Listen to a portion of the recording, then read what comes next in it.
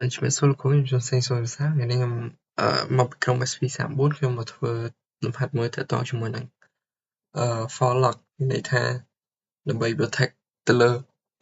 password របស់ user មានន័យថាពេលគាត់login ខុស password ច្រើនដងពេកនឹង lock account មួយនឹងជាដំបូងមុនយើងធ្វើទាក់ទងមួយ security for lock បានយើងធ្វើបង្កើត file configuration មួយគឺ device command sudo vim /etc/forlock.con អញ្ចឹងយើងចូលមក file ហ្នឹងអស់គ្នាចូលមក file នេះខ្ញុំបាន save រួចហើយគឺកន្លែងនេះមានន័យថា deny ស្មើ2គឺនៅពេលដែល user គាត់បញ្ចូល password ខុសពីចំនួន2ដងគឺនឹង lock ទៅលើ user មួយហ្នឹងហើយកន្លែងនេះគឺ for interval មានន័យថារយៈពេលដែលគាត់ព្យាយាម lock ហ្នឹងនៅក្នុងរយៈពេលដែលយើងដាក់នេះគឺsystem នឹង lock user របស់គាត់អញ្ចឹងកន្លែងនេះខ្ញុំដាក់600មានន័យថា10នាទី600 second ស្មើនឹង10នាទីហើយបើសិនជា user នឹងព្យាយាម lock ចូលទៅ account ទាំងខុស password ចំនួន2ដងរយៈពេល10នាទីនឹង system នឹង lock ហើយបន្តមកទៀតខាងក្រោមនេះខ្ញុំ set ទៅលើការ unlock time មានន័យថារយៈពេលដែល system នឹង auto unlock វិញគឺរយៈពេល10នាទីដូចគ្នាគឺស្មើនឹង600 second អញ្ចឹងយើង set តែ3កន្លែងនេះទេគឺ for interval deny ហើយនិង unlock time ក្នុង file នេះអញ្ចឹងយើងចេញពី file មកវិញ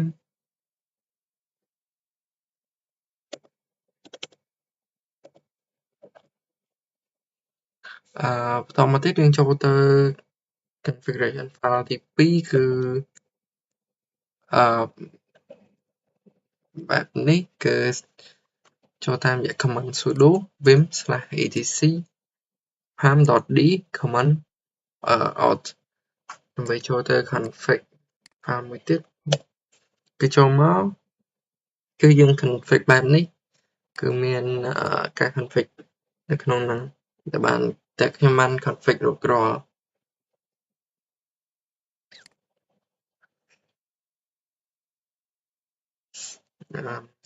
កែកន្លែងនេះមួយគឺ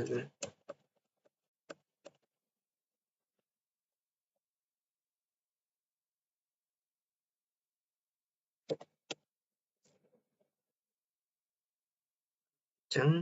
configuration យើងមានតែប៉ុណ្្នឹងទេតាមមកទៀតយើងចេញទៅវិញហើយយើងសាកធ្វើការ log in ចូល account ដែលយើងបានបង្កើតគឺ command sudo sv អញ្ចឹងយើងវាយ password សិនមកដែលយើងកំណត់មុនហ្នឹងគឺខ្ញុំដាក់ password passwd ហើយនឹង sv38 ឥឡូវយើងចូលបានហើយចឹងយើង exit មកវិញដើម្បីធ្វើការ test ទាក់ទងជាមួយនឹង for lock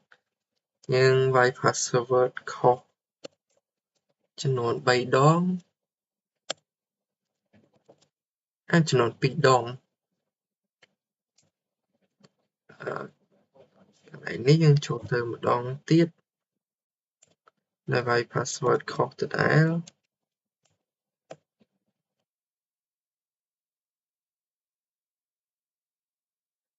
ចូលទៅម្ដងទៀតដើម្បីឲ្យ system lock ទៅលើ user យើង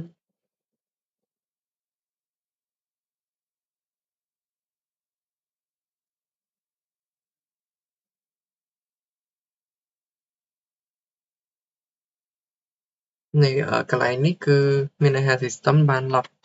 ទៅលើ user យើងដោយសារតែយើងព្យាយាមចូលទាំងខុស password ចំនួន3ដងអញ្ចឹងកន្លែងនេះយើងអាចចូលបានទៀតទេអញ្ចឹង យើងត្រូវចាំរយៈពេល10នាទីតែនៅក្នុងបង្ហាត់នេះដើម្បីឲ្យលឿនយើងត្រូវការ reset ទៅលើ for log នេះមួយសិនដើម្បីយើង log in តែបើជាក់ស្ដែងយើងត្រូវចាំរយៈពេល10នាទីទើបអាច log ចូលបានម្ដងទៀតអញ្ចឹងយើង reset យើងប្រើ sudo for log user sv3 log reset ដល់ពេលយើង reset បានហើយយើងចូលទៅ user ម្ដងទៀតហើយយើងបាយ password ឲ្យត្រូវវិញកន្លែងនេះគឺយើងចូលបានហើយអញ្ចឹងលំហាត់ for log នេះត្រូវបានបញ្ចប់ហើយនឹងដំណើរការបានត្រឹមត្រូវអញ្ចឹងចុងក្រោយខ្ញុំសូមអរគុណលោកគ្រូដែលបានមើលវីដេអូនេះ